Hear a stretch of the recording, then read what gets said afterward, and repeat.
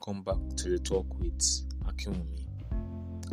So, you know how I said over the next couple of months I'll be focusing on Nigeria, issues affecting Nigeria, and other things. But I took an exception with this episode. It's also involving Nigeria in a sense, but it's quite more interesting than that, and it deeply shows the resilience spirit that Nigerians possess. I don't know, I feel like anywhere Nigerians go, we always tend to prosper in that sense. I don't know, just my personal thought. Okay, right, into the episode. Okay, today we're going to be talking about breaking barriers, the rise of Kemi Badenoch. For those of us who don't know, Kemi Badenoch is the new leader of the opposition and leader of the Conservative Party in the UK. She was recently elected, I think at the beginning of November.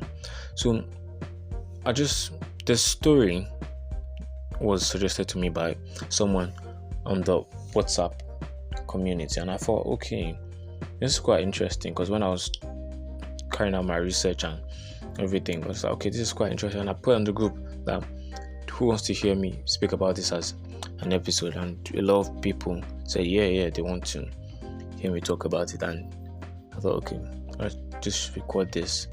So it's like a brief overview of key events in her life surrounding how she rose to power and stuff like that she's done along the way. So I just feel like, okay, this should be quite nice. So into the story. Olukemi Olufunto Adegoke Badenoch, known as Kemi Badenoch, is a British politician who is serving as the leader of the opposition and leader of the Conservative Party in the UK. This is a quick one. The leader of the opposition in the UK is usually seen as a prime minister in waiting, just in case the power or the political party in power tends to mess up and then they're voted out. So the leader of the opposition is usually seen as the prime minister in waiting. So yeah, she defeated Robert Jenrick to become Rishi Sunak's replacement and opposition leader in the House of Commons. She is the first black person to hold those offices. She previously served in the cabinet under Liz Truss and Rishi Sunak from 2022 to 2024. She has been a member of Parliament for North West Essex since 2017. Mrs. Badenoch was born in the UK in 1980 in Wimbledon, London. Her parents were both Nigerian, and she was raised in Lagos and the US until she returned to the UK age 16, and studied for her A-levels in South London. According to a profile in the Times, she is the first cousin once removed of the former Nigerian Vice President Yemi Osinbajo. She spent her childhood living in Lagos, Nigeria, and she was a student at a private school in Lagos. She returned to the UK at age 16 to live with a friend of her mother's because of the deteriorating economic and political situation in Nigeria, which had affected her family. I'll talk about this in a little while. She achieved A-levels in biology, chemistry, and math. While studying, she worked at a branch of a popular restaurant, amongst other jobs. She studied computer systems engineering at the University of Sussex, completing a master's of engineering degree in 2003. So what I said I was going to talk about initially before I move on is that she moved back to the UK to stay with a friend of her mother's because of the deteriorating economic and political situation in Nigeria, which had affected her family. We said she was born in 1980, yeah? And she was 16 when she came to the UK. That would be 1996, and Nigeria was deteriorating at that time. If we say Nigeria was deteriorating at that time, what do you want to say about now? It shows how consistent the deterioration of Nigeria has been, and somehow there has been no significant change, any significant positive change. Everything is negative, because to be honest, when you hear about Nigeria, sometimes it's not usually really good news, and it saddens me, it saddens a lot of people. It's just sad to think about that. Okay, sometimes you can be really embarrassed to say, oh, I'm a Nigerian. Other times you might feel very, very proud. We've got good things, we've got equally got bad things, and I feel like most times the bad things overshadow the good things. But back into the story. Her early career, she had an early career in IT and in law. She started as a software engineer at a popular company, because remember I said she completed the Masters of Engineering program in 2003. She studied computer science engineering and later worked as a systems analyst at the Royal Bank of Scotland.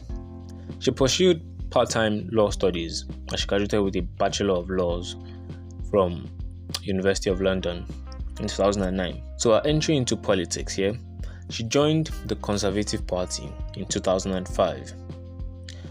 She contested for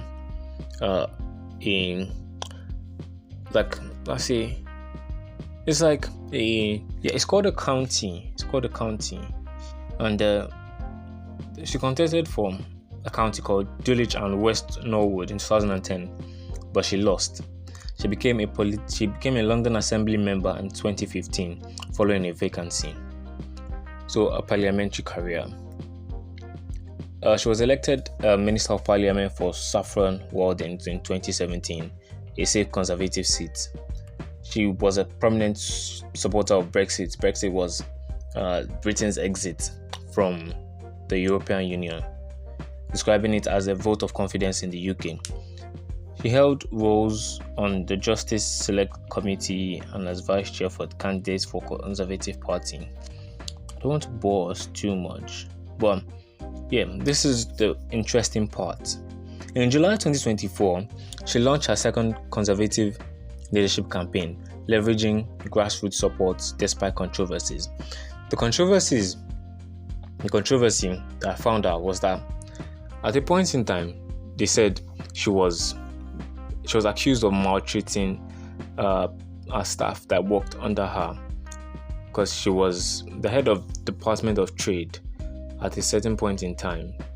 I think one of the prime ministers, and then she was accused of maltreating her people that worked under her, and apparently the news was debunked because apparently it was, quote unquote, it was a bid to disrupt her leadership campaign. So I don't know how true the story was or not, but then it was debunked. She was criticized for a lack of opposition to the Northern Ireland pet passport rules, which Eurosceptics argued undermined us. It's not really what is interesting, to be fair, but the key lessons I feel like I could take away was that no matter your background, there is always a spot at the top for you. You cannot say, oh, because I'm from a very poor background, I cannot rise to the top. No. It's like saying, I don't know, it's like you're limiting yourself to say that, oh, because I'm from this place, I cannot do this, or my background is limiting me. But I get the fact that sometimes your background can limit you in a certain way, but that doesn't mean you shouldn't push forward. That doesn't mean you should give up.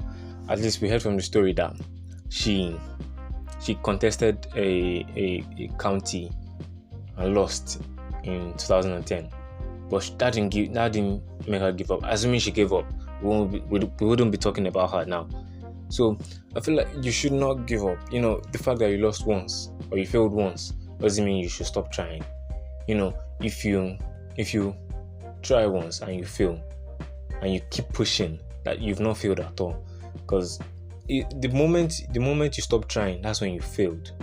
The moment you stop trying, that's when you failed. So despite your in anything that pushes you down, or if people are not supporting you, or people are trying to like push dirt upon your name, something while you're trying to achieve something really great, do not mind it. Just keep pushing. You know where your eyes are set. You know where your goal is. You know what your goal is. Just keep your focus on that. Do not give up. Do not give up because of what people are saying. Oh, what people say, what people this, what people that. To be fair, to be very honest, before I started the talk with Akinwumi, I thought, okay, what would people say? What would how would I do it? What will people say? Will people support me? Sometimes I still feel like that. Like, when I do something and then I don't get enough listens to like ginger me and like boost me. I'll be like, more. Am I not doing enough? Am I, the self-doubt starts to creep in, and that's something I want to talk about. Sometimes it's okay to like keep yourself under scrutiny, but even if you're going to doubt yourself, do not doubt yourself so much that you start to think, oh, I want to give up. No. The fact that you're doubting yourself says that, okay, I am capable of something, but I don't really think I'm there. The position you are today, that you think, oh, I'm not good enough, I'm not this, I'm not that. Other people are aspiring to be where you are. So my advice, my key takeaway from this is, do not give up. Your background does not essentially matter. You are who you are. You are who you are because you are who you are. Someone else is looking up to you. And if you let that person down, because you give up, the person might never forgive you. So always keep that at the back of your mind, that someone is looking up to me. I cannot afford to give up. I cannot afford to fail. So I think that should keep us on our toes. Even for me, that's how I think. Like, okay, someone's watching me. The first time I heard that someone is watching you and like our destinies are like intertwined and all that, I don't want to go into all that detail, but we're all intertwined as human beings. One person affects the other, and like that, it's a continuous circle. So my advice to each and every one of us is that do not give up. There's light at the end of the tunnel. That thing that you're doing, that positive thing that you're doing, there's going to be a reward for it. It might not be material, it might not be physical, but there's definitely going to be a reward for it. So do not give up. Thank you very much for listening. I know it wasn't nothing too interesting, but just take away the few lessons that I was able to give. And if you find any other lesson that you can pick up from the story, if you're interested in the story, I'll keep the link, the Wikipedia link, I'll keep it in the podcast episode description, so you could just take it up from there and like read more on it and dive into the story. And it's a very interesting thing, particularly if you're interested in politics and all that. So yeah, thank you very much for listening, and God bless. Amen. Thank you.